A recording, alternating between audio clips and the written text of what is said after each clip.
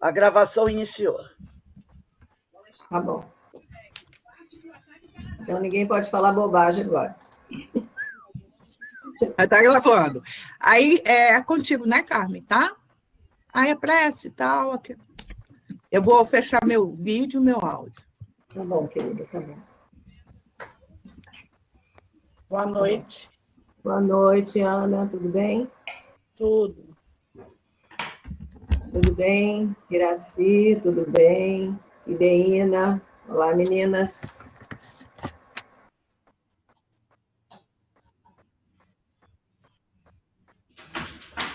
Muito frio aí? Tá frio, né? Tá bem frio. Nunca vi um frio assim aqui no Rio. Nunca. É mesmo. Frio direto assim, nunca vi. Nunca vi. Todo dia frio. Nunca vi. Enfim, tá tudo mudado, né? Também a natureza está mudando. Né? Somos nós, né, cara? Nós mexemos tanto em tudo. Sem dúvida. A resposta está aí. Natureza não é castigo. Frio onde não faz frio, calor de 50 graus onde não faz calor. Pois é, consequência, né? Consequência dos nossos atos, das nossas imprudências. Consequência, isso aí.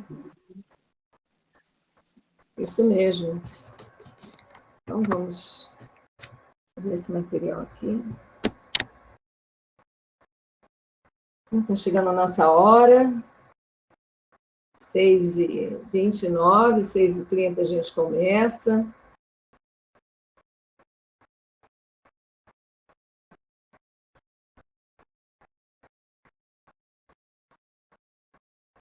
Então, gente, vamos tranquilizar nossos corações, dilatar nossas mentes, e com muita gratidão a Deus, gratidão aos mentores das casas aqui representadas, por essa oportunidade do Evangelho. Cada vez mais o Evangelho possa estar dentro de nós e não fora, possamos agir de acordo com as lições, com as orientações, com os conhecimentos, possamos cada vez mais internalizar essas luzes que nos chegam a cada estudo, a cada situação relativa ao Evangelho. Com muita gratidão, estamos aqui novamente juntas para desenvolvermos mais uma vez as nossas consciências, para melhorarmos, para fazer jus a essa oportunidade dessa existência. Jesus possa abençoar a todos nós, nos dois planos da vida, e que possamos sair desse estudo melhores do que começamos. Graças a Deus. Então, vamos lá, meninas. É o capítulo 11, versículo 9. O capítulo 11 é amar o próximo como a si mesmo. Capítulo 11, versículo 9. Eu não sei quantas vezes a gente já, pelo menos eu já li essa lição. E quantas vezes bate a nossa porta essa questão de amar o próximo como a si mesmo.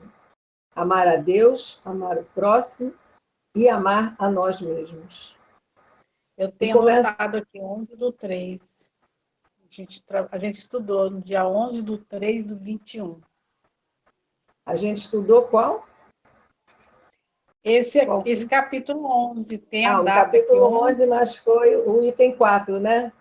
Acho que foi o item 4. Mas também a gente estudou também o item 11. Está aqui, o item 11? Não é possível. Será? Eu coloquei a data aqui. 11/3/21. Será? Porque hoje é o capítulo 11, item 9. Será que a gente estudou de novo? Eu acho que a gente estudou o item 4. Eu acho A que gente não, porque estudou... o livro da esperança não é o 29, meio bem? Então, pois é, tá E o certo. meio bem Eu acho é 11:9. 11:9. Eu acho que semana passada, pois é, semana passada a gente estudou o capítulo 11, esse é Amar o Próximo como a si mesmo, o item 4. Isso mesmo. Foi a semana passada, Foi a não é? psicologia da Não, tudo bem. caridade. Eu só fiz o comentário. Eu devo ter Não, estudado em outro curso. ou, Eu não, devo ou ter durante o anotado. sono. Ou durante o sono você fez essa lição. Então você está melhor do que a gente que vai fazer agora. Então, vamos lá. E essa lição é de Fenelon, Bordeaux, 1861. Então, vamos lá. O amor é de essência divina, e todos vós, do primeiro ao último, tendes, no fundo do coração, a centelha desse fogo sagrado. É fato que já haveis podido comprovar muitas vezes este, o fogo sagrado. O homem, por mais abjeto, vil e criminoso que seja, vota a um ente ou a um objeto qualquer, viva e ardente afeição, à prova de tudo quanto tendesse a diminuí-la, e que alcança, não raro, sublimes proporções.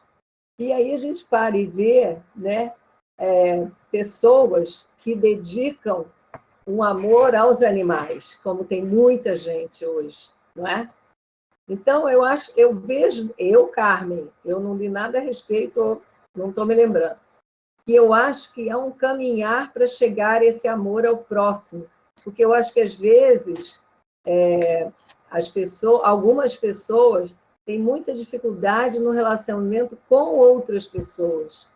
E aí, o animal fica mais fácil, porque um animal, ele é simplesmente muito... o animal, você pode bater nele e daqui a pouco ele está te lambendo, ele está querendo carinho. As pessoas são muito carentes também, né? Eu estava pensando, quando falou, eu vejo por nós, quando os meus já morreram há algum tempo, desencarnaram, né? Vamos dizer assim. Mas eu vejo isso e também vejo as pessoas assim sentindo falta de amor, né? Esse agarro geralmente, para eu ver muito isso. As pessoas assim se sentem sozinhas, aí não tem filho, os filhos não ligam, né? E aí se apaixonam, e os animais, né? Porque vamos entender, cuidar de animal é mais fácil do que cuidar de uma criança. Porque o animal vai ser daquele jeito, ele não vai evoluir. Ele vai ser igual. Ele vai ser igual até ele morrer. A criança não, ela vai crescer, ela vai ficar rebelde, ela vai questionar, e aí é mais difícil, né? Eu vejo assim, eu não estou dizendo que quem tem animal tem dificuldade de relacionamento, mas a gente percebe uma necessidade, e tem muita gente que tem animal, a gente vê a indústria pet, é uma coisa absurda. É igual farmácia, quando você vê, tem um pet shop aí na esquina, e mais outro, e mais outro. Então, as pessoas estão transferindo, às vezes até humanizando os animais, né? A gente vê, bota a roupinha, bota lacinho, bota um monte de coisa, como se fosse gente. E não é, não é. Por mais que você queira fazer festa para o animal, aniversário para o animal, ele não vai ter aquela resposta, né? Que muitas vezes a pessoa diz, eu vou passar filme, tem até um canal para animal, eu nem sei se funciona ou não, nunca assisti. Eu tenho cachorro, mas eu não vou pagar um pacote para poder botar meu cachorro para assistir coisa pela televisão. Mas eu sei que tem, né? Então, eu vejo, é como ele fala aqui, né, o homem, por mais abjeto, vil e criminoso que seja, vota um ente ou um objeto, qualquer viva, ardente afeição. Exatamente isso. Eu acho que eu já comentei com vocês um filme que é o Especialista, eu acho que eu já comentei aqui, que ele é um matador, né, de aluguel. E ele tem uma planta, eu me lembro perfeitamente, onde ele ia, ele levava o vaso com a planta. Você já viu esse, né? Iraci. Então, eu achava aquilo uma coisa incrível, né? Um homem que não tinha respeito à vida dele, à profissão dele, mas aquela planta ele dedicava um cuidado com ela, né? Botava a planta no lugar, botava sol para pegar sol, não sei o quê, e ele acaba depois se envolvendo com a menina e acaba criando a menina. Então, é esse amor, essa essência que todos nós temos, né? Qualquer ser humano, ele devota, ou é um filho, por mais vil, assassino que seja, ele tem sempre alguém que ele devota um amor. É como ele está falando aqui. Essa essência divina está em todos nós, em todos nós.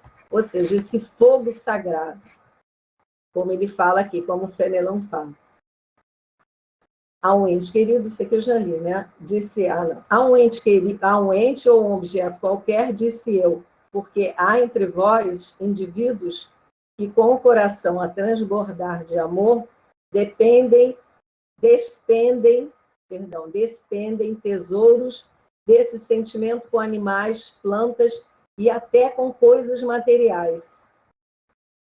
Espécies de misantropos, gente que tem repulsa a seres humanos, né?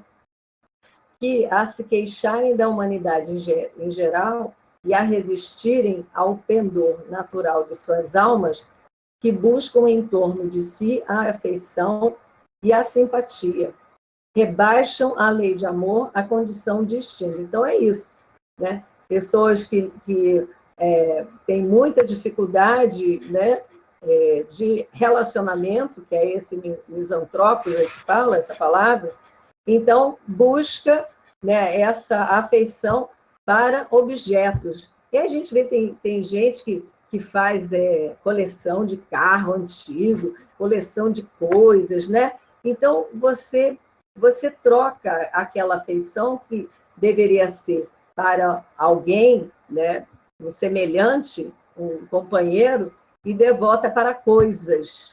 Ou seja, você rebaixa a um instinto, como ele fala aqui. Rebaixam a lei de amor à condição de instinto. Entretanto, por mais que façam, não logram sufocar o germen vivaz que Deus lhes depositou nos corações ao criá-los. Ou seja, não tem como, de alguma forma, o indivíduo vai ter que não vai conseguir mais sufocar esse germen vivaz que Deus lhes depositou. Tem um livro que chama Em Nome do Amor, não estou me lembrando, o amor, é alguma coisa assim, que conta a história de um assassino de aluguel. É muito interessante, é um romance. O nome está assim, em Nome do Amor, alguma coisa assim. Bom, então, esse homem, ele matava, era de aluguel, nas grandes fazendas, então ele matava aqueles que o coronel não gostava ou que estava dificultando os negócios, ele contratava e ele dizimava a família toda, matava todo mundo, tranquilamente, matava. E aí ele tinha uma esposa, e a esposa não sabia desse trabalho dele. Só sabia que, de vez em quando, ele tinha que trocar de cidade. Aí levava tudo, trocava de cidade, ficava um tempo lá e depois voltava. E aí, numa dessas missões dele, ele vai... E essa esposa queria muito ter um filho, e não conseguia ter filho, né? Não conseguia engravidar. E aí, numa dessas famílias que ele foi contratado a dizimar, ele viu que tinha uma criança no berço. Olha, ele já tinha matado várias crianças. Mas, naquela hora, ele viu aquela criança e ele, exatamente esse fogo sagrado, começou a queimar no peito dele, e ele mata o casal e ele pega a criança. Ele pega essa criança e leva para a esposa, né, para ela criar. E aí ele muda de cidade, e aquele amor àquela criança é tão intenso que ele desiste daquela vida de matador, desiste. Então, usa o dinheiro que ele tinha e faz negócios, enfim. O livro conta essa trajetória desse homem, que era um matador, e ele se torna um pai muito amoroso, um pai muito dedicado a essa criança. E as coisas da vida, né, as facetas da vida, no final ele acaba, a moça se apaixona por um outro filho. Eu só sei que no final, não estou me lembrando bem no final como é que acontece, eu só sei que ele acaba se encontrando com algumas famílias que ele praticamente dizimou a família toda. Ou seja, eu não me lembro o final. Eu só sei que eu peguei esse exemplo para mostrar que, em algum momento, esse fogo sagrado vai emergir e você não vai conseguir sufocar mais.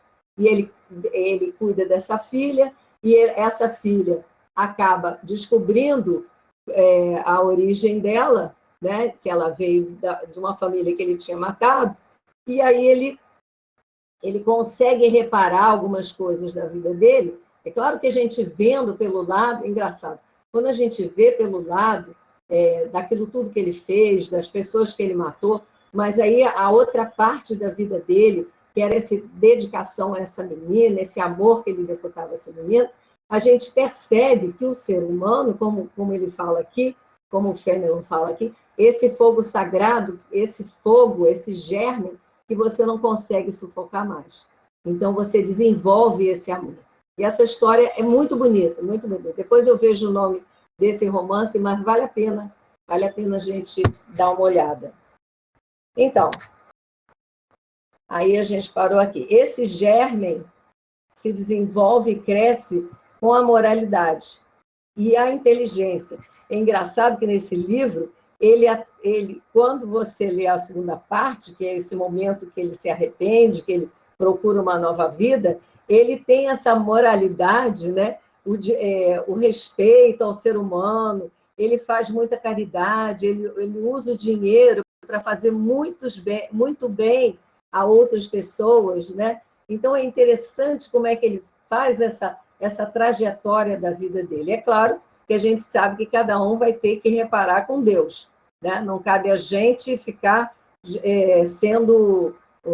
fazendo justiça com as nossas próprias mãos. A gente sabe muito bem, e até na mesa mediúnica, a gente sabe que muitos chegam para nós, né?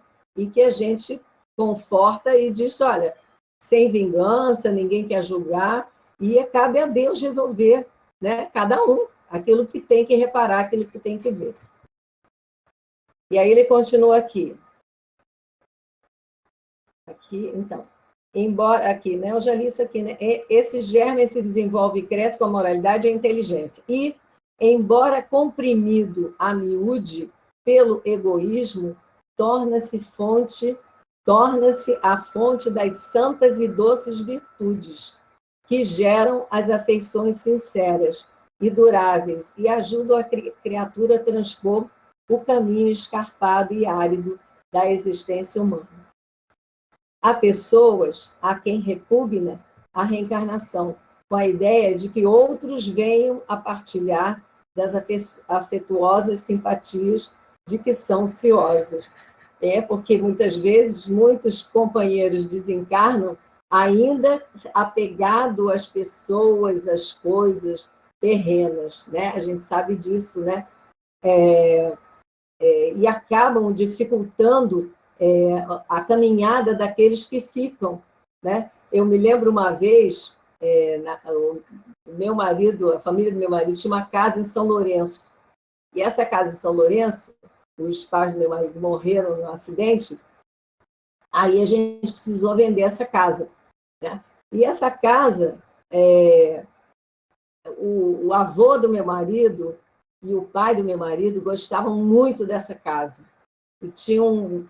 Porque era uma casa ali, não sei se vocês conhecem São Lourenço, na época, já faz muito tempo, então não tinha muitos prédios, era uma cidadezinha pequena, gostosa, um friozinho gostoso. Então, o meu marido e meu sogro gostavam muito dessa casa, muito mesmo. E essa casa foi vendida por uma pessoa conhecida, né?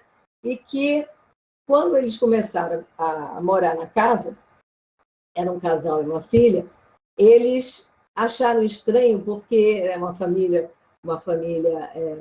assim, que as pessoas se davam bem, e eles era pisar na casa e começavam a brigar. Começava a discutir, começava a brigar, era um inferno todas as vezes que eles iam para casa. Aí, conversando, né, acabou chegando até a gente, e chegando até uma tia minha, que era espírita, e ela ficou preocupada, e aí ela pensou logo, vai ver que tem gente na casa.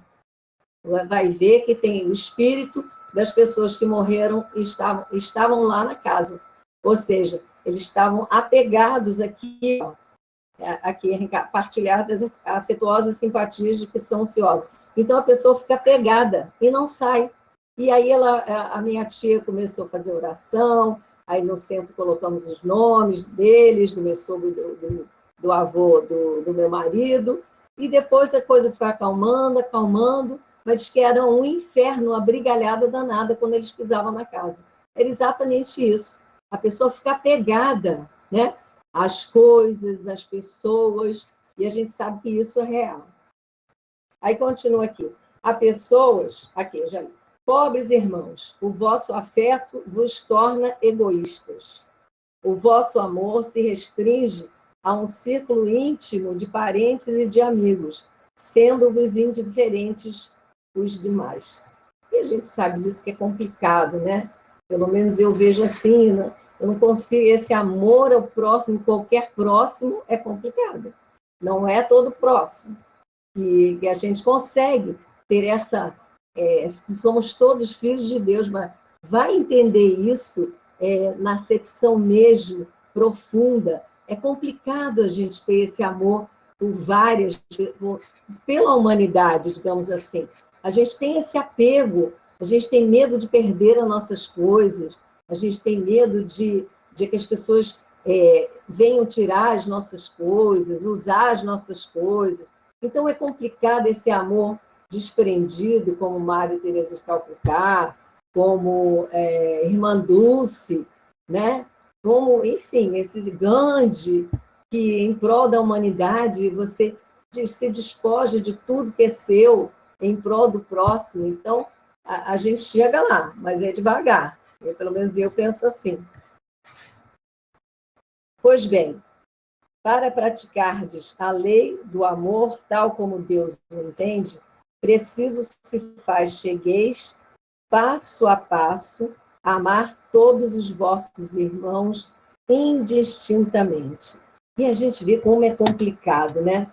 Outro dia eu estava lendo, acho que hoje mesmo, né? Estava vendo o presidente americano que tinha prometido que ia afrouxar as leis duras, né? Dos Estados Unidos, do Trump, e aí ele está igual como o Trump também foi. Então, só para dar um exemplo, não quero ficar alongando essa coisa de política, mas a gente vê que a gente fala muito, pretende alguma coisa, mas na hora de fazer, na hora do hora veja, a pessoa não faz. E a gente vê esses refugiados desses países, em guerras sangrentas, civis, né, que vêm a nado, vêm de bote, vêm de qualquer maneira, e chegam lá, as portas estão fechadas, essas criaturas ficam vagando e elas acabam morrendo. Então, a gente vê essas questões daí. Eu também não sei se eu fosse um dirigente de algum país, né, se eu agiria de outra forma. Então, é complicado isso. A gente olha e vê a necessidade desse amor ao próximo, não é? Como ele fala aqui, amar todos os vossos irmãos indistintamente. Então, a tarefa é longa e difícil, mas cumprir-se-á. Deus o quer e a lei de amor constitui o primeiro e o mais importante preceito da vossa nova doutrina, porque é ela que um dia matará o egoísmo, qualquer que seja a forma sob que se apresente, dado que, além do egoísmo pessoal, há também o egoísmo de família, de casta, de nacionalidade. Nossa, é uma coisa impressionante isso, né? De família. Quantas vezes a gente, nós que já somos adultos, né, que temos os filhos, e os filhos casam com outras pessoas, de outras famílias, e a gente pensa, nossa, como a educação diferente, então dá aquele choque de cultura, e são da mesma nacionalidade, vamos dizer assim.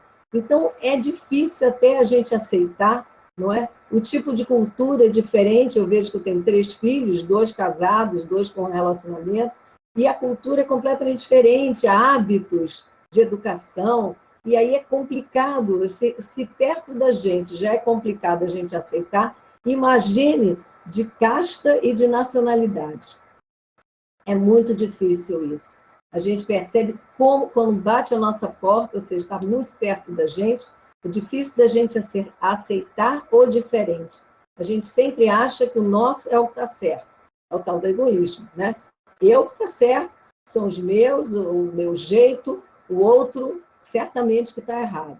Então, esse egoísmo nos traz muito nítido na nossa mente o quanto que a gente precisa trabalhar essa questão do amor ao próximo, do respeito ao próximo. Aí disse Jesus: amai o vosso próximo como a vós mesmos. Ora, qual o limite da relação ao próximo? Será a família? Aceita a nação? Não, é a humanidade inteira.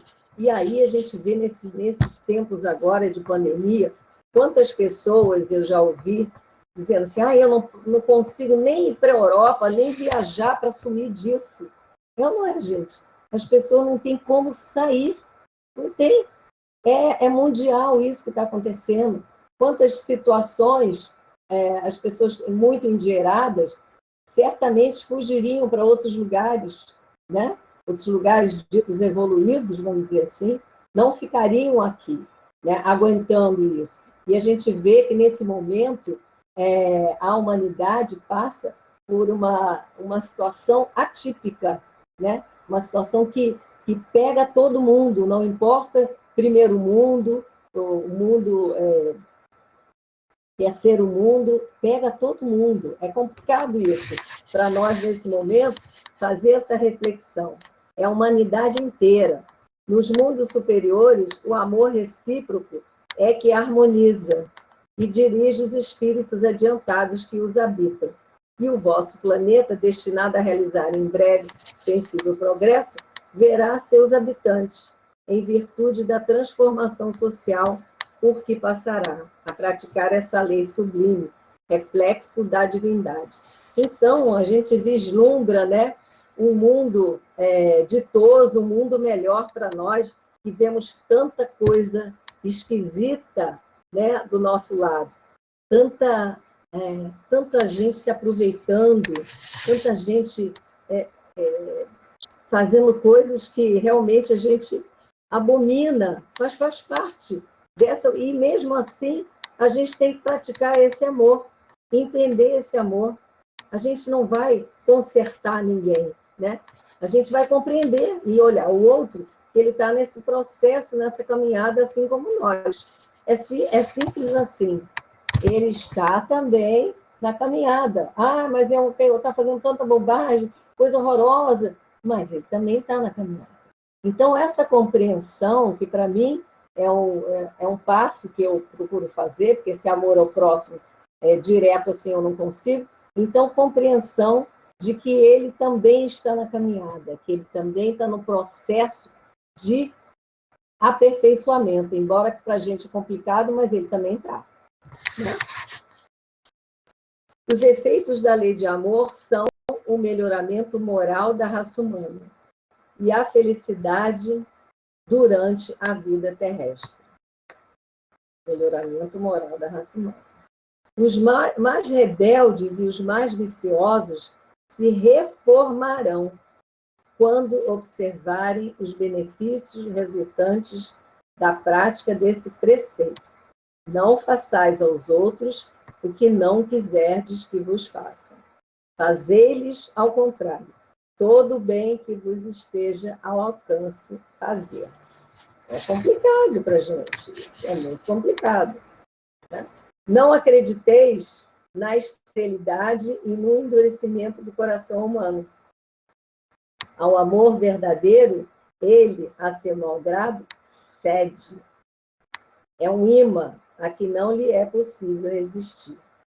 O contato desse amor vivifica e fecunda os germes que dele existem, em estado latente, nos vossos corações. Então, nós temos esse fogo sagrado que ele falou lá no começo. Nós temos isso dentro de nós. Aí ele fala aqui de novo.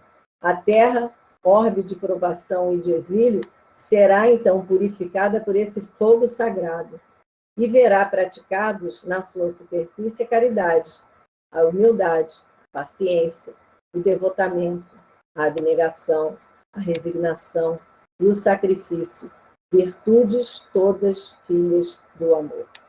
Não vos canseis, pois, de escutar as palavras de João o Evangelista.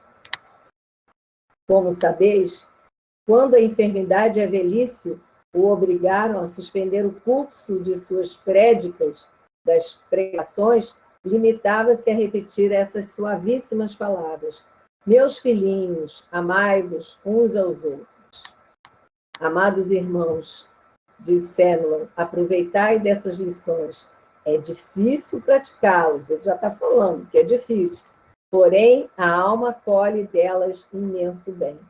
Crede-me, fazei o sublime esforço que vos peço. Amai-vos e vereis a terra em breve transformada num paraíso onde as almas dos justos virão repousar. Fénelon. Quando a gente lê assim, aqui quando ele fala, amai-vos, vereis a terra em breve. Esse em breve, para a gente, é no ano que vem, mas não é. Seria ótimo que fosse. Passa tempo. Em breve, para mim, é o ano que vem. 2022 vai ser ótimo. Mas não é assim. O breve para eles, de repente, são 100 anos. Não é? Então, quem dera que fosse. Quem dera. Mas a gente teria que se mudar também. Então, a gente quer ver do lado de fora todo mundo se modificando. Mas não é do lado de fora, é do lado de dentro. Cada um fazer esse esforço que ele fala aqui. É difícil praticá-los. Ele já fala. Ele sabe que está falando com a gente. Está nesse estágio ainda de evolução. E é difícil praticar mesmo. Eu não sei se vocês estão aí com o Livro dos Espíritos. E aí, eu estava vendo sobre o egoísmo, na questão 913, que diz assim: dentre os vícios, qual o que se pode considerar radical? Temo-lo dito muitas vezes, o egoísmo. E é verdade. Bom, é radical mesmo, é um vício, é um vício. Você pensar muito em si, é um vício. Daí deriva todo o mal. O quanto que a gente consegue diminuir esse egoísmo, o quanto que a gente consegue achatar na gente esse egoísmo. Esse movimento é um movimento importante para nós. Ele fala assim, os espíritos falam assim: estudai todos os vícios e vereis que no fundo de todos há egoísmo. Por mais que lhes deis combate, não chegareis a extirpá-los. Olha, ele já fala assim: você não vai conseguir tirar de todo o egoísmo. Enquanto não atacardes o mal pela raiz, enquanto não lhe houverdes destruído a causa. Tendam, pois, todos os esforços para esse efeito, porquanto aí é que está a verdadeira chaga da sociedade. Quem quiser, desde esta vida, ir aproximando-se da perfeição moral, deve expurgar o seu coração de todo sentimento de egoísmo.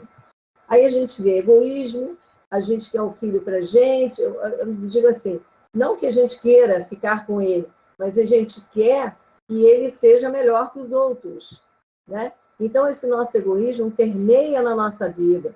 A gente quer ter o melhor filho, a gente quer ter a melhor casa, a gente quer ter tudo de melhor, a gente quer para a gente. Então, daí deriva o egoísmo, que a gente pensa numa coisa grandiosa, né? Mas não é assim, né?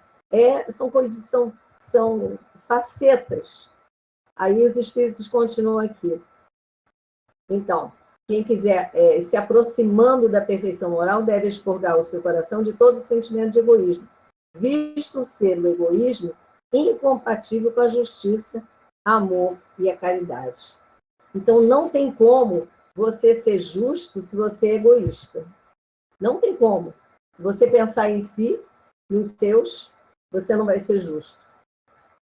Não tem como você amar se você é egoísta. Não tem como. Esse amor não é pleno. Esse amor vamos dizer assim, é parcelado. E a caridade? Não tem como. Ou você faz a caridade imensa, a caridade como entendia Jesus, que é o BIP, né, que tornou-se um chavão para a gente, né? Benevolência, perdão, indulgência. Então, isso tem que tirar o egoísmo, senão a gente não consegue fazer essa caridade. Ele neutraliza todas as outras qualidades. Aí, mais embaixo aqui, na 914, que é a resposta dos espíritos, à medida que os homens se instruem, como fala Fênelon, acerca das coisas espirituais, menos valor dão às coisas materiais. É complicado, como ele fala, é difícil para a gente, porque a gente dá valor mais às coisas materiais do que às coisas espirituais. Né? A gente fica com medo de perder as nossas coisas, né? A gente fica com medo de ficar... É claro que a gente precisa se cuidar, a gente precisa do dinheiro, a gente precisa comprar as coisas, mas o quanto que a gente pode diminuir um pouco essa questão do egoísmo de ter as coisas só para a gente, né? Aqui ele continua, depois necessário é que se reformem as instituições humanas, que o entretém e o exercita. Isso depende da educação. Educação é um movimento para fora, é aquele educar para fora. Então, é um movimento de atitude para fora. Aí tem uma outra questão que eu tinha separado, deixa eu ver. Assim, aqui embaixo, aqui está na questão 917, quando Fenelon diz: o choque que o homem experimenta do egoísmo dos outros é o que muitas vezes o faz egoísta, por sentir a necessidade de colocar-se na defensiva. É bem assim mesmo, né? Quando uma pessoa dá uma fechada na gente no carro, aí a necessidade que a gente tem de revidar. Aí ele tem que escutar, ele tem que saber que ele está errado. Eu tenho que mostrar a ele que eu fiquei indignado, né? Então, são movimentos que a gente faz, né, de que é puro egoísmo. A pessoa precisa saber que ela está fazendo coisas erradas. Nesse movimento, nessa ira, nessa raiva que a gente fica, não é essa forma correta. Né? Então, é egoísmo. A gente está pensando na gente, a gente está pensando em não ser rebaixado. É esse o problema. A gente não quer se sentir rebaixado. A gente quer se sentir, vamos dizer assim, elevado. Né? Essa questão do egoísmo que nos traz. A gente não quer ficar por baixo. A gente quer mostrar que tem razão, ou que sabe, que o outro não sabe. Então, esse movimento de egoísmo, ainda como Fenelon fala, é muito difícil ainda para a gente. Esse amar o próximo, a gente compreender o próximo. Para mim, o amor eu não consigo, mas a compreensão eu estou chegando um bocadinho. A compreensão de que o outro também está no processo de melhoria na vida dele.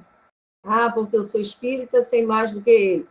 É um problema meu, né? Eu vou ter que ser melhor ainda do que ele. Essa é a questão. Se a gente tem conhecimento, se a gente sabe da doutrina, a nossa responsabilidade, o nosso compromisso é muito maior do que o outro que não tem a doutrina. Então, nosso compromisso é melhorar essas questões dentro de nós. Vamos lá no livro agora? Essa lição é danada, gente. Essa lição aqui, meio bem, 29, do livro da Esperança. Vou mostrar aqui. Está gravando. Então, ele diz assim, está em Mateus: e porque estreita é a porta e apertado o caminho que leva à vida, poucos há que a encontrem. Jesus, Mateus, capítulo 7, item 14. E o título que Emmanuel dá é Meio Bem. é assim, meia boca, no meu entender, meia boca. Quando você faz uma coisa pela metade, não faz a coisa pelo inteiro, né? É meia boca. Aí ele começa assim: frequentemente somos defrontados por aqueles que admiram o amor aos semelhantes e que, sem coragem para cortar as raízes do apego a si próprios, se afeiçoam às atividades do meio-bem, continuando envolvidos no movimento do mal. Então, é aquela caridade só pela metade, não é plena, é assim, meia boca. Para mim, eu entendi logo esse meio-bem e meia boca. Você não faz o bem por inteiro. Né? Aí ele continua aqui. Emprestam valioso concurso a quem administra, mas requisitam favores e privilégios suscitando dificuldades. E aí você, aquela lição do Evangelho, lição que é você alardear, é você esquecer agora. Qual é a palavra? É você chamar a atenção, é você, me ajuda aí. Como é essa lição, gente? É você bombardear, não, é você chamar a atenção, né, do que você está fazendo aqui. Requisitam favores e privilégios. Já que eu estou ajudando a casa espírita, eu estou levando mantimento, eu estou doando, eu estou dando dinheiro, então eu preciso, né, de privilégio, de favor. Eu preciso ser reconhecido. Eu preciso que o meu caminho esteja aberto, porque eu sou uma pessoa benevolente, eu estou fazendo alguma coisa. Então, esse meio bem, essa meia caridade, digamos assim, financiam tarefas beneficentes, distendendo reais benefícios. No entanto, cobram tributos de gratidão, multiplicando problemas. A gente sabe que muitos têm uma historinha engraçada que contam que um padre, um evangélico, um espírita e um pobre coitado, um mendigo. Os 4 desencarnaram na mesma hora, chegaram lá no plano espiritual. E aí o anjo conduziu os 4 para uma sala. Aí aquele pobre coitado, que já era analfabeto, não sabia nada, ficou no canto. E aqueles, né, aquela pompa, o evangélico, o espírita, o católico, nossa, discursando a Bíblia, falando das leis, falando disso, falando daquilo, palestrantes, isso e aquilo, sabe? Só dizendo, sim, eu esqueci de dizer, um deles ia ser recebido por Jesus, um deles. Aí todos eles, não, só pode ser eu, afinal de contas, tantos anos, presidente de Casa Espírita, né, tantas caridades, tantas sopas, tanto isso, tanto aquilo, cada um contando mais vantagem do que o outro. E o pobre coitado lá no canto dizia, eu é que não vou ser, coitado, não sei nem ler, imagina, nem tenho evangelho, não tenho Bíblia, não tenho nada, não serei eu. Aí vem o anjo, depois que eles todos falam trombeteando, me lembrei da palavra, trombeteando, né? Mostrando os dons, né? Os predicados. E aí o anjo vem com um livro grande, cheio de nome escrito. Aí, fulano de tal, você que é espírita, como é que é seu nome? Passou as folhas. Não, seu nome não está aqui, não. O espírito ficou apavorado. Aí veio o evangelho. Fulano de tal, como é que é seu nome? Olhou lá, passou a folha, o nome dele não estava lá. E também o nome do católico também não estava lá. E aí, no final, estava o nome do coitadinho que estava lá no canto.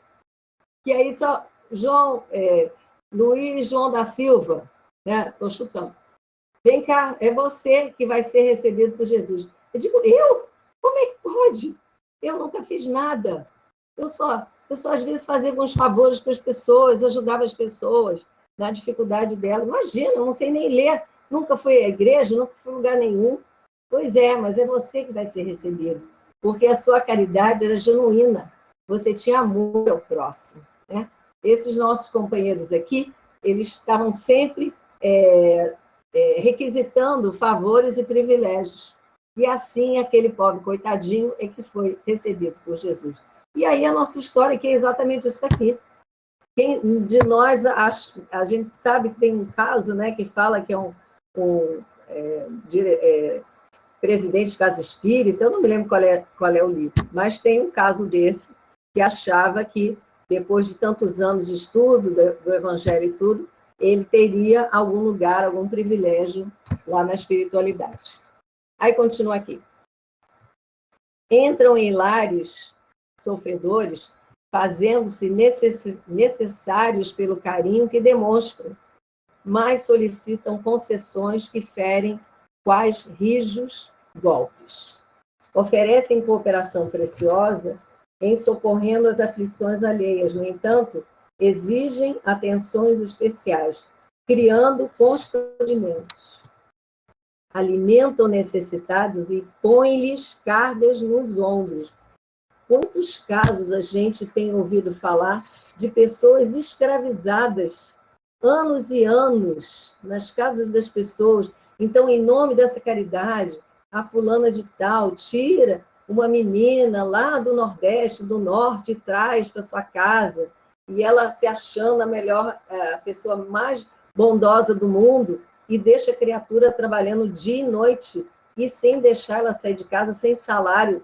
A gente tem ouvido falar muito disso. É isso que está falando. Alimentam, põem-lhes cargas nos ombros, acolhem crianças menos felizes, essa parte aí, reservando-lhes o jugo da servidão no abrigo familiar. Então, a gente tem visto casos de pessoas escravizadas durante anos e anos, sem sair de casa, só servindo a família, sem salário, sem nada. Elogiam companheiros para que esses mesmos companheiros lhes erijam um trono. Protegem amigos, diligenciando convertê-los em joguetes e escravos. Não desconhecemos que todo cultivador espera resultados da lavoura a que se dedica, nem ignoramos que semear e colher conforme a plantação constituem operações matemáticas no mecanismo da lei. Examinamos aqui tão somente a estranha atitude daqueles que não negam a eficácia da abnegação, entregando-se, porém, ao desvairado egoísmo de quem costuma distribuir 5 moedas no auxílio aos outros com a intenção de obter 5.000. Efetivamente, o mínimo bem vale por luz divina, mas se levado a efeitos sem propósitos secundários, como no caso da humilde viúva do Evangelho, que se destacou nos ensinamentos do Cristo, por haver cedido de si mesma a singela importância de 2 vinténs, sem qualquer condição. É o óvulo da viúva, né? Precatemo-nos desse modo contra o sistema do meio-bem, por onde o mal se insinua, envenenando a fonte das boas obras. Estrada construída pela metade patrocina acidentes. Olha o que ele fala aqui. Víboras penetram em casa, varando brechas. O bem pede doação total para que se realize no mundo o bem de todos. É por isso que a doutrina espírita nos esclarece que o bem deve ser praticado com absoluto desinteresse e infatigável devotamento, sem que nos seja lícito, em se tratando de nossa pessoa, reclamar bem algum.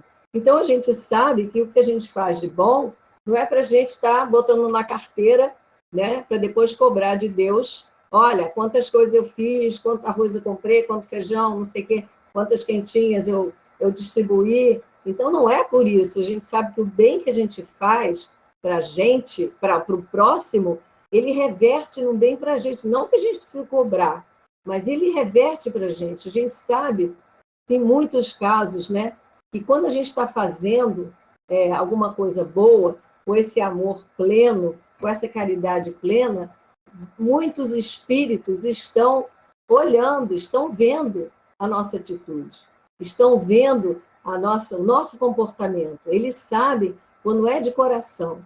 Tem um caso, eu não estou me lembrando, eu tenho que começar a escrever, mas eu acho que é Humberto de Campos, não estou me lembrando que livro que é. Tem um caso de um homem, um empresário, rico, né? E ele sempre fez o bem, sempre fez o bem. Então, ele olhava a dificuldade da pessoa, e ele teve uma pessoa que estava com muita dificuldade, eu não me lembro qual foi a situação, eu só sei que ele se deparou com um homem que estava doente no hospital e que, sem recursos, sem trabalho, e a família estava passando necessidade. Parece até aquela passagem da mulher rica, né? Mas não é isso, não. Aí ele conversa com ele, vai no hospital, cuida dele, compra remédio, tal. Aí ele diz, olha, vamos fazer uma coisa. Eu vou sustentar a sua família enquanto você estiver aqui, doente no hospital, os recursos que eles precisarem, tudo que eles precisarem, eu vou atender a necessidade deles, assim como a você. E vou interromper no momento que você conseguir um emprego. E assim ele fez. Ele ia sempre lá, acolhia a família, levava tudo, né? A esposa dele nem sabia que ele fazia essas coisas, e ele ajudava dessa forma. E aí o homem saiu do hospital, ele conseguiu um emprego, e ele ficou muito agradecido ao homem, e ele fez e passou. É assim, né? Na lição passada a gente viu isso, né? A pessoa faz e vai embora, né? Não fica querendo que a pessoa reconheça, não. Ele fez e foi embora, né? E aí depois passou-se anos e anos e anos, e ele acaba, ele está no aeroporto, esse empresário, e ele precisava ir a São Paulo, e tinha negócios, né, importantes a resolver, e, de repente, ele se depara com esse homem que ele ajudou, há muitos anos atrás.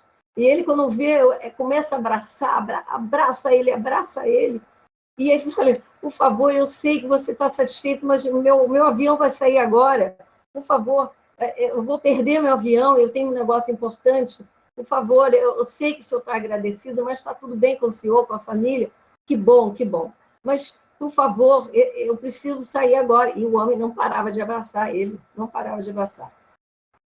Ah, mas eu sou muito agradecido, o senhor fez muito pela família.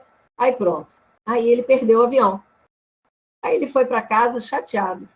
Caramba, puxa vida, aquele senhor, aquele homem, eu sei que... Aí está falando com a esposa, aí ele estava em casa, chateado, aí daqui a pouco ele vê o noticiário.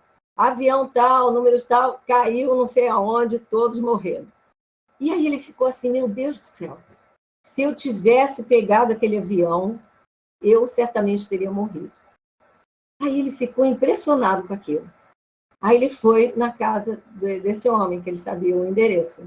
Quando ele chegou lá, falou com a senhora, tocou a campainha, disse, eu queria falar com o fulano, que eu queria conversar com ele e tal. O fulano já morreu há uns 3 anos. Não está mais aqui.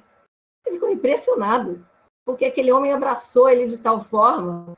Então, repara só, o bem todo que ele fez a essa criatura, ele, na espiritualidade, enfim, a gente sabe, né, que materializou-se naquele momento e impediu que ele pegasse o avião, e o avião certamente ele teria morrido. Então, a gente sabe que essas situações acontecem com a gente. Quantas coisas boas nos acontecem, porque certamente nós merecemos por alguma coisa que a gente tenha feito, né? Vamos dizer assim, um espelhamento daquilo que a gente fez. Um bem para o próximo, uma ajuda, uma palavra de conforto, um amparo. A gente sabe que tem uma galera, tanto para o bem quanto para o mal. A gente sabe que tem uma turma que, quando está vendo que a gente está fazendo coisa errada, fica perto da gente também, né? Mas tem o pessoal legal, os espíritos bons, essa galera que fica vendo o que a gente está fazendo. Então, é como esse caso desse homem, né? Que ele ficou impressionado, ele não era, enfim, não tinha religião nenhuma, ele simplesmente praticava o bem, né? Então, são situações desses exemplos aí, que a gente percebe o quanto é importante a gente diminuir esse egoísmo, né? Para a gente poder dilatar esse amor, essa centelha divina, esse fogo que é o amor dentro de nós. Que nós nascemos com essa centelha divina. Nós somos co-criadores, então somos filhos do Pai. Então isso nos pertence, e o quanto que a gente abafa esse amor, né? Pelo egoísmo, a gente troca o egoísmo pelo amor, né? Então a lição, quando ele fala que meia boca, a gente faz uma caridade meia boca, uma caridade pela metade, a gente não faz plena, a gente faz muitas vezes a gente querendo mostrar para o outro que a gente é bom, ou então cobrar daquele a quem a gente está fazendo, né? Querendo algum privilégio, quem sabe, né? E a gente sabe que existe isso, né? E nós, sabedores, eu acho que o nosso compromisso é muito maior. Nós que temos esse conhecimento, que já nos acostumamos, ver como é bom a gente ouvir isso, e isso nos traz a certeza de quanto a gente precisa melhorar, de quanto a gente ainda está capenga, fazendo essa caridade meia-boca. Eu botei essa palavra meia-boca na minha cabeça. Então, é bem assim, é meia-boca. A gente precisa fazer pleno, né? E aí, a gente tem uns minutinhos aqui. Eu queria saber de vocês, como é que está esse egoísmo de vocês aí, e a caridade aí meia-boca, eu espero que esteja de boca inteira. Vamos lá, quem é que vai falar comigo?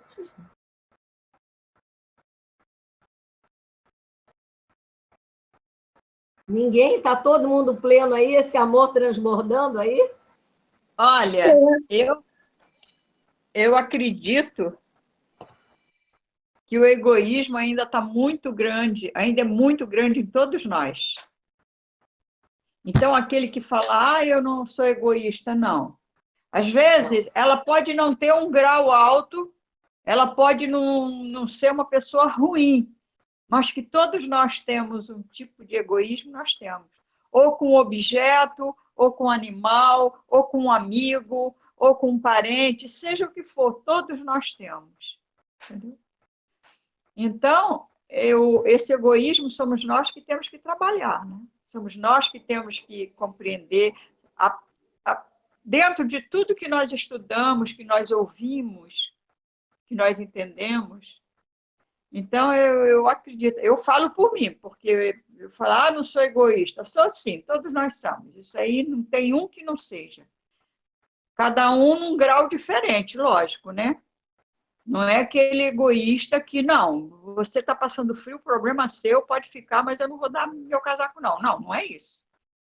Mas todos nós somos egoístas, sim. Então, eu acho que todas as vezes que nós temos uma lição, um ensinamento com referência a esses assuntos, eu acho que nós temos que prestar muita atenção e começar a observar onde foi, em que ponto que mais nos tocou, em que ponto que mais nos incomodou.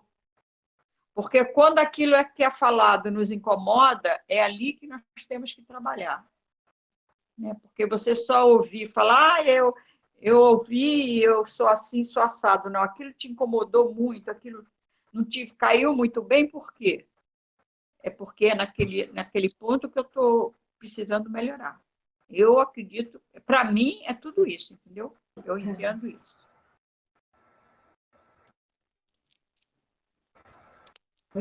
Eu concordo com você. A gente tem que ver exatamente como você falou. Na lição, o que cabe a mim. Não é o outro, não. O que cabe a mim?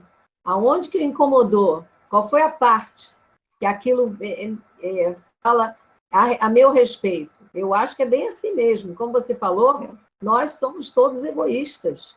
Ainda a gente não conseguiu trabalhar essa questão.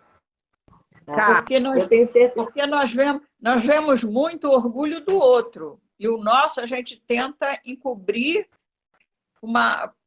de uma certa maneira que, na verdade, a gente não consegue cobrir, né? E o outro não. O outro, fulano é egoísta, fulano é egoísta. E aí? O que você faz para trabalhar o egoísmo desse outro? Eu acho que você também pode trabalhar o seu e ajudar o outro também, né? Eu acredito nisso. Entendeu? Então, é isso aí. Carmen. Oi, Carmen. Oi, Rosângela. Oi. Aproveitando que a Irina está falando, eu me lembrei que tem uma companheira nossa, ela até está internada, Tânia. ela sempre ela usa uma expressão que ela viu, né, numa palestra pública que diz assim: bateu, doeu, leva que é teu. Porque é exatamente isso, né? Essa questão que a Irene está falando, negócio em relação ao egoísmo, nossa, nós ainda temos, é exatamente a chaga da humanidade, né? A gente vai, é como ela falou, eu posso ser egoísta com algumas coisas, mas com outras ainda sou. Ainda sou egoísta, às vezes, com um animal, ou egoísta, às vezes, com uma peça de roupa que eu tenho, né? Aí todo mundo lembra o meu vestido rosa, né, Verinha? Né? Quer dizer, então, essa questão do egoísmo ainda é muito forte na gente. E é o que a gente vem vindo, vai para lá, volta, né? E no caso que você citou, eu me lembrei uma coisa que é atribuída a Emmanuel, que ele diz o seguinte: o bem que você faz é teu advogado em toda parte.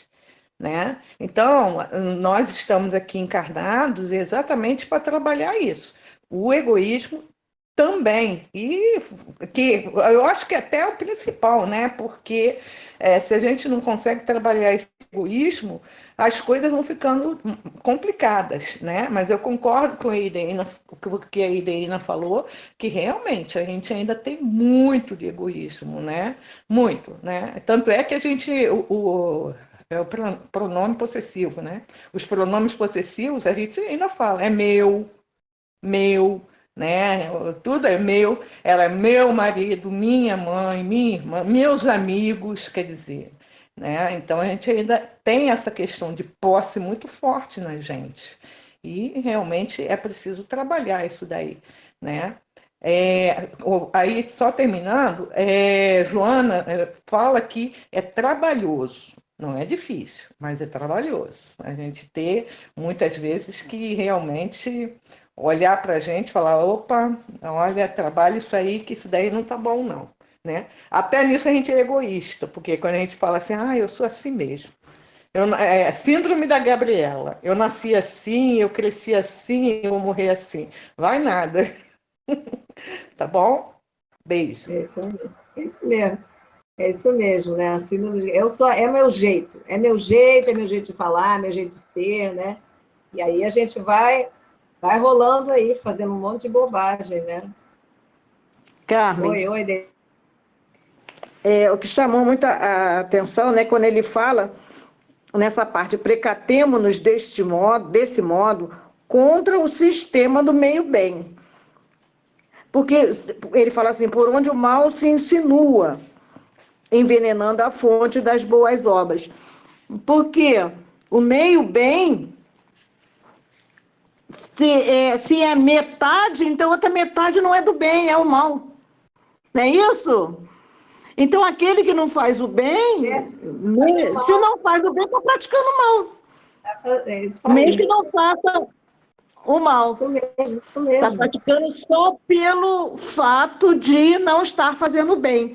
E nesse final que ele disse: é por isso que a doutrina espírita nos esclarece que o bem deve ser praticado com absoluto desinteresse e infatigável devotamento. É aquilo que você falou aí. Para praticar. Porque você aprende isso com a doutrina, que ela é muito gratificante você saber que ela nos esclarece exatamente nesses pontos complicados que nós temos. E está falando: isso é egoísmo, isso também é egoísmo, isso é egoísmo, porque às vezes a gente não tem noção de que as coisas que a gente faz não é egoísmo. Às vezes a gente não tem noção. Acha normal. Não, isso não. Eu não sou egoísta. Mas como a Ideina falou mesmo, a gente é egoísta em umas coisas e outras não. Mas ainda bem que a gente tem a doutrina que nos esclarece que esse bem tem que ser praticado com desinteresse, senão vira meio bem. Né? E se você está com meio bem, você já está no mal. É porque metade é mal, né? Se a metade é bem e metade é mal, então é que nem uma maçã podre no meio das outras, ela vai apodrecer todas as outras. Todas as outras, né? Não tem como. uma maçã podre perto de outras boas, vai poder ser todas elas. E o que Jesus disse? Sim, sim, não, não. Não, não, isso aí. Sim, sim, não, Não, não. não. Ou A é gente... ou não é. Uhum. Não existe meio é, ou meio não é. Não tem, não É tem. mesmo? Não Então, é, se isso mesmo. você quer realmente ser, se você quer se dizer, se chamar de cristão, você realmente tem que fazer. Por onde, né? Senão não vai ser Não, chamado, porque se não fizer como ele, não é é mesmo? verdade, é verdade. É só Perfeito, isso. perfeito. Alguém tem mais alguma coisa? Todo mundo aí está bem aí, com seus egoísmos aí? Eu não, tá doendo. Olha, incrível, né? É aquela história que a Rosângela falou, então pega, 2 vezes, então pega que é teu. Realmente, começa uma coisa que começa a doer. E eu tenho para mim também, eu digo pelo meu exemplo, né? Por mim mesma, que tu vai ficando mais velha, a idade vai chegando e cada vez é como se tivesse assim uma coisa dando choque, né? Você, pô, tu olha uma coisa e diz, pô, eu tenho que fazer isso, eu tenho que me livrar disso, eu tenho que dar isso, eu tenho que doar isso, eu tenho que, sabe? Então começa um alerta, parece que uma luz começa, deve ser isso aí um efeito bom para nós, para se tocar, cair a ficha. Não demora, começa a fazer o pouco que tu pode, já é bom e é bom para você, né? O outro vai, o que tu fizer de bom para o outro vai ser bem recebido, mas você está precisando desse bem, né? Esse movimento. Você, a tua vida está pedindo, você está querendo, você está pedindo, chegou a hora. Então vamos nessa, é agora, a hora é agora. Então eu sinto muito isso, sabe? É como se fosse aquela dor moral, como se fosse aquela dor te comprimindo. É uma coisa estranha, mas é aquela história. Pega que é teu. É isso que eu tinha para dizer, gente. Nós temos jeito. Demora, mas nós temos jeito. Demora. Ele fala que é breve, mas é um breve século. Tem que É aquela fazer. coisa, né?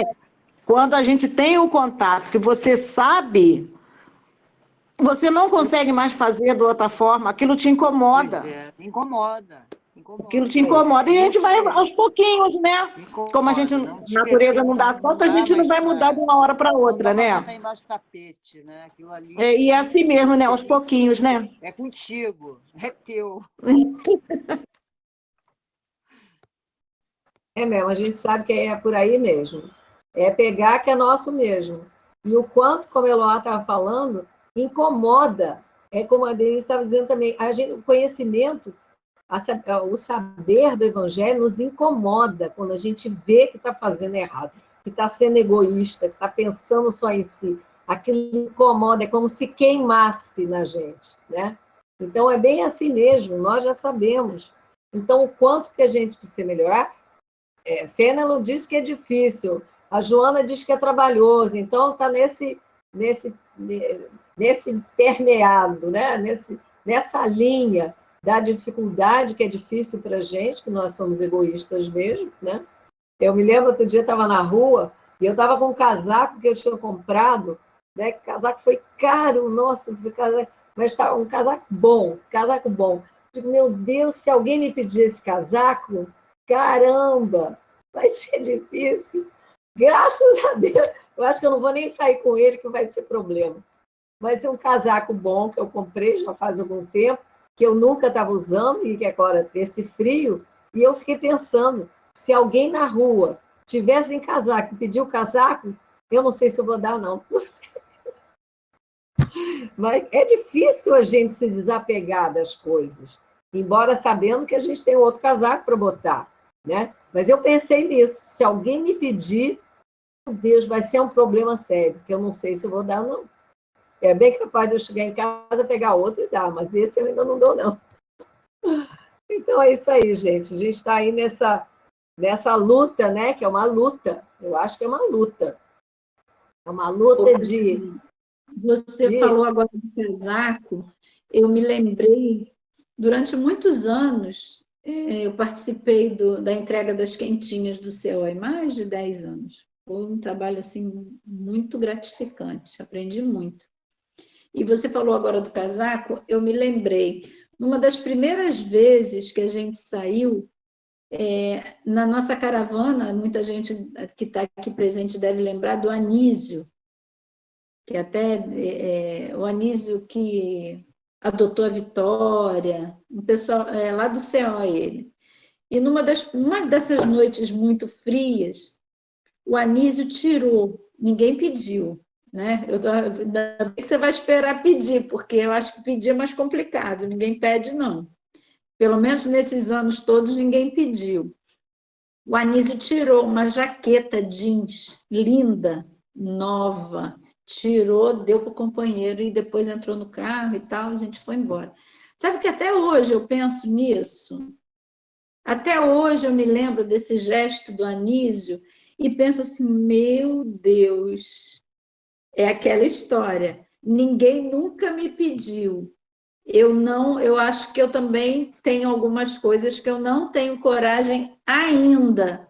Mas hoje eu ainda penso assim, meu Deus, nem que seja por vergonha, né? Para ninguém, sabe? Para não assim, não por desapego, mas assim, mais por vergonha, gente, eu tenho que dar. Porque depois daquele dia que o Anísio fez isso, até hoje, gente, tem mais de 20 anos, eu não esqueci mais. Eu acho que também, se não me pedirem, eu acho também que vai ser difícil dar certas coisas. Mas convenhamos, nós já melhoramos muito, né, gente? Graças a Agora, Deus. Já eu já melhoramos tenho muito. facilidade. Eu já tenho facilidade de dar um casaco, se caso pedir, né? Ou eu perceber uma pessoa com muito frio, eu tenho essa facilidade. Agora, a minha dificuldade é de abraçar. Pois é, Essa é a minha dificuldade. dificuldade. Eu tenho doado o meu tempo, tenho doado a minha vida, né, em determinados aspectos. Mas se livrar e doar alguma coisa, olha só que coisa difícil, né? Eu já abraço com a maior facilidade, eu sou pior do Eu que não. gato. Me olhou, já estou Quem me agarrada. ensinou a abraçar foi a Verinha. Brigava Oi? comigo, lembra? Você Eu brigava não comigo. sabe abraçar, gente. Eu não Agora sei eu se já ela já abraço, agora eu aprendeu. já consigo. Eu não Mas sei foi se ela você já que forçou. inteira, mas eu Você que me reclamava muito. ensinou. Um abraço assim, só bota o rosto, cola o rosto, o resto do corpo. Melhorei, Quer dizer, melhorei. uma dificuldade, mas de qualquer forma nós já subimos um degrauzinho, eu acho, né? Eu sei que nas visitas lá que eu fazia lá na Vicente Moretti, então, logo antes da pandemia, né, eu já estava começando a tocar neles, entendeu? Mas daí veio a pandemia e atrapalhou tudo. Mas eu estava começando a tocar neles lá, sabe? Segurar na mão, essas coisas. Porque eu tenho essa dificuldade. Eu lembro uma vez, foi até em outro centro, eu fazia parte de um grupo também que fazia visita em Vicente Moretti e fazia visita também no asilo. E antes da gente sair, a gente se dava a mão para orar. E nesse momento, ia chegando uma pessoa, né, que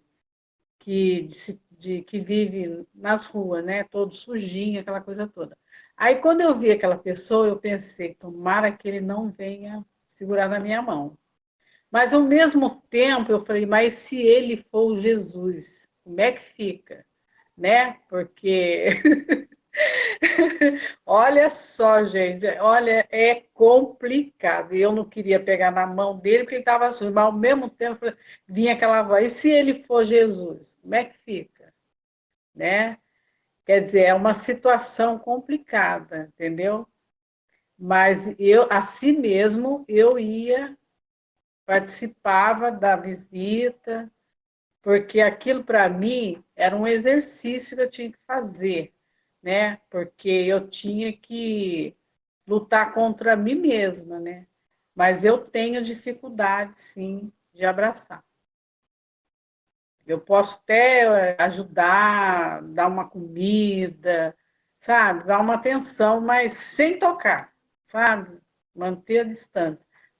Por isso que eu fico na cozinha, na confecção da quentinha, do que sair para distribuir, porque de medo de ter que um vir querer um abraço e eu ter essa dificuldade, eu vou ficar muito mal, entendeu? Porque eu me cobro, eu sei que eu estou errada, mas eu não estou preparada para abraçar ainda. E é isso Então é aí. isso. Vamos trabalhar nossos egoísmos aí, nossos apegos, nossos desapegos, cada um no seu grau, cada um, como falou a Verinha, a gente já subiu um degrau, né? Aí, como falou a Ana, é exatamente isso. A gente tem aquilo que a gente já tem facilidade de fazer e tem outras coisas que é muito difícil ainda, desapegar, assim, seja de que forma for, ou de doar o casaco que você está vestindo, você está vendo a pessoa lá, se desprender das coisas assim, né? E aí até o toque também. Eu também tenho essa dificuldade, né? Essa pessoa, né? Mas cada um trabalhando as suas dificuldades, e assim a gente vai caminhando, né? Com certeza a gente chega lá. O breve para a gente é um século, como ele falou aqui no início, né, Fênelon? É breve, mas o breve a gente não acha que é amanhã, não. O breve é um século. E aí nós estaremos melhores, quem sabe, né? Certamente com esse exercício, né, que você falou, Ana, a gente precisa desse exercício. E a gente sabe que aquilo que nos incomoda vai aparecer de novo para a gente enfrentar. Pode estar certo. Comigo acontece isso. Vai de novo acontecer e você vai ter que novamente se desvencilhar dessas questões que são pertinentes à nossa categoria aqui de espíritos imperfeitos, né? Então, minha gente, então a gente está terminando aqui, agradecida aí pela presença de vocês, e que possamos, a cada dia, e como nos incomoda o Evangelho quando a gente lê, e é bom isso, é bom nos incomodar, nos tira dessa acomodação, nos tira desse conforto, né? Então a gente precisa disso, a gente precisa ficar com a pulga atrás da orelha. Isso ainda eu não consigo fazer, isso ainda está capenga, isso ainda é difícil para mim. E a gente vai caminhando e a gente vai melhorando, né? Então, eu vou pedir para a Verinha para fazer a nossa prece de encerramento, de gratidão aí pela oportunidade de estudo.